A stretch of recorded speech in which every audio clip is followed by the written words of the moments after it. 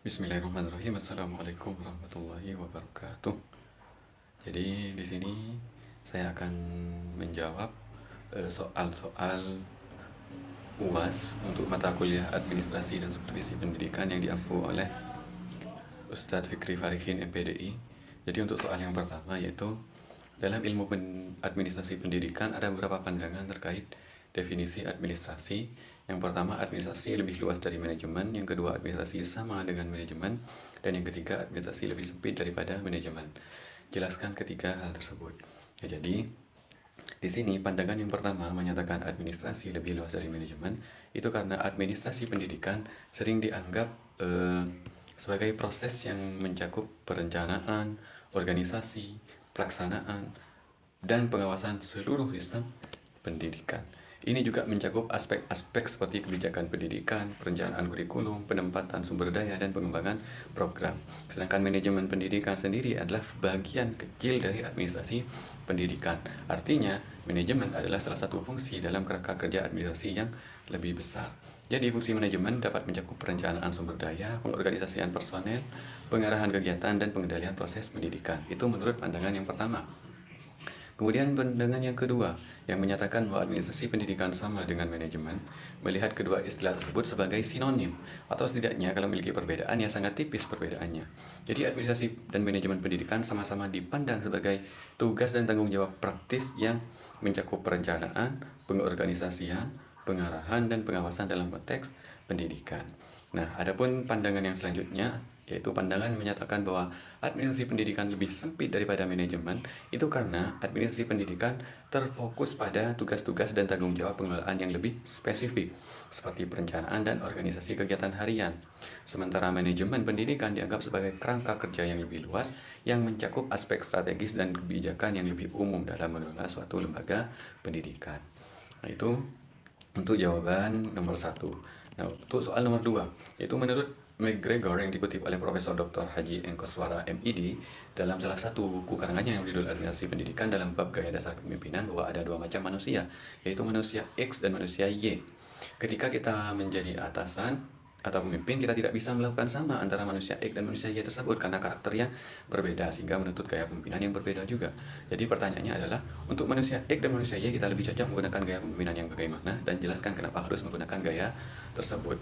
Nah, di sini untuk manusia X, gaya kepemimpinan yang cocok adalah gaya kepemimpinan otoriter, karena manusia X dianggap memiliki sifat-sifat yang kurang menyenangkan seperti malas, kemudian tidak memiliki ambisi dan perlu ditekan atau diawasi. Jadi gaya kepemimpinan yang otoriter itu mungkin lebih cocok untuk manusia X. Jadi pemimpin perlu memberikan petunjuk yang jelas, kemudian memantau kinerja secara ketat, dan memberikan reward atau hukuman sebagai insentif eksternal. Kemudian untuk manusia Y, gaya kepemimpinan yang cocok adalah gaya kepemimpinan pseudo-demokratis, karena manusia Y dianggap lebih suka bekerja dan lebih memiliki potensi intrinsik untuk mencapai tujuan. Jadi mereka pada dasarnya ingin berkembang, memiliki ambisi, dan dapat bermotivasi sendiri, sehingga gaya kepemimpinan yang lebih demokratis ini mungkin lebih sesuai untuk manusia Y. Jadi pemimpin hanya dapat memberikan kepercayaan, memberikan otonomi, dan memberikan dukungan untuk pengembangan diri. Jadi itu untuk jawaban nomor 2. Sekarang untuk nomor 3. Jadi pertanyaan nomor 3. Di sini ada 4 macam gaya kepemimpinan, yaitu otoriter, pseudo-demokratis, laissez-faire, dan demokratis. Jadi dari keempat gaya tersebut semuanya mempunyai kelebihan masing-masing. Pertanyaannya adalah, dari keempat tersebut menurut Anda mana yang paling baik untuk dipakai untuk zaman sekarang ini, dan jelaskan alasannya. Jadi untuk zaman sekarang ini, menurut saya gaya kepemimpinan demokratis itu lebih cocok digunakan. Karena kenapa? Yang pertama, pemimpin demokratis cenderung menciptakan lingkungan kerja yang mendukung motivasi intrinsik dan keterlibatan karyawan. Ini sesuai dengan tuntutan zaman sekarang, di mana karyawan mencari makna dan nilai lebih dari pekerjaan mereka. Kemudian, dengan menggunakan gaya pengambilan keputusan yang demokratis, para pemimpin dapat lebih responsif terhadap perubahan dan menyesuaikan diri dengan perubahan di dalam organisasi. Kemudian alasan yang ketiga, gaya demokratis mendorong anggota tim yang terlibat dalam pengambilan keputusan. Saat ini, pemimpin harus memanfaatkan pengetahuan dan pengalaman tim yang luas. Nah, kemudian untuk soal nomor 4, yaitu, nah, apa yang dimaksud dengan visi dan misi, dan jelaskan sehingga jelas perbedaan visi dan misinya, kemudian berikan contoh terkait visi dan misinya. Nah, di sini adapun visi, yaitu Gambaran jangka panjang tentang keadaan atau tujuan yang ingin dicapai atau mimpi besar dari sebuah instansi. Sedangkan misi adalah proses atau tahapan yang seharusnya dilalui oleh suatu lembaga atau instansi atau organisasi dengan tujuan bisa mencapai visi tersebut.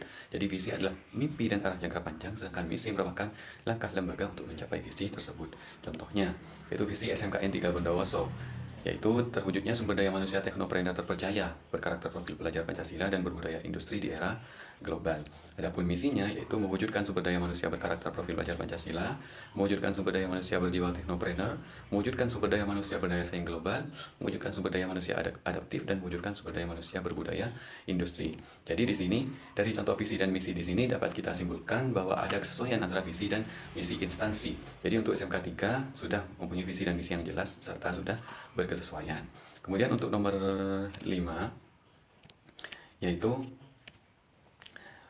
ada sebuah lembaga yang siswanya puas sekali belajar di tempat tersebut karena meski jarang masuk, lembaga tersebut tetap memberikan nilai yang bagus kepada para muridnya. Kalau kita merujuk pada definisi sekolah yang bermutu, maka akan kita dapati bahwa salah satu poin bahwa sebuah lembaga itu bisa dikatakan bermutu jika pelanggan puas. Jadi menurut Anda apakah sekolah yang disebutkan sudah bisa dikatakan bermutu? Jadi kalau menurut saya pribadi, sekolah tersebut masih belum bisa dikatakan sebagai sekolah yang bermutu, dikarenakan yang sekolah yang bermutu itu tidak diukur dari tingkat kepuasan pelanggan saja.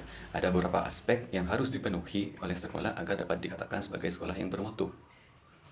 Contoh aspek tersebut yaitu kualitas pengajaran yang baik, kemudian pencapaian siswa yang tinggi, kemudian keterlibatan siswa yang tinggi dalam pembelajaran, kemudian persiapan siswa untuk masa depan, serta output siswa yang berkualitas juga menjadi syarat agar sekolah tersebut bisa dikatakan sekolah yang bermutu. Jadi mungkin itu saja yang bisa saya sampaikan, kurang lebihnya mohon